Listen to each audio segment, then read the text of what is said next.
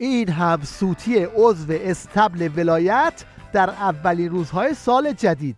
اجازه میخوام در ابتدای سخن تبریک داشته باشم آغاز سال 1300 و به همه ملت عزیز و همچنین حالا که تا اینجا اومدیم خوبه یه سری هم به مطب مشنگا بزنیم و با خطرناکترین عامل خودکشی آشنا بشیم. ژاپن شما میدونید که دومین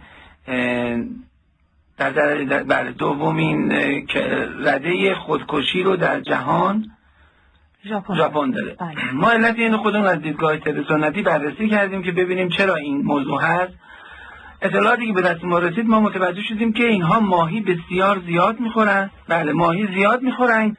این به خاطر همینه. اون فرد به سکون میره، یعنی ساکت میشه دیگه، نمیتونه به اون صورت سرعت عمل داشته باشه تا جایی این سکون ادامه پیدا میکنه که از خودش میپرسه که خب من چرا باید زنده باشم.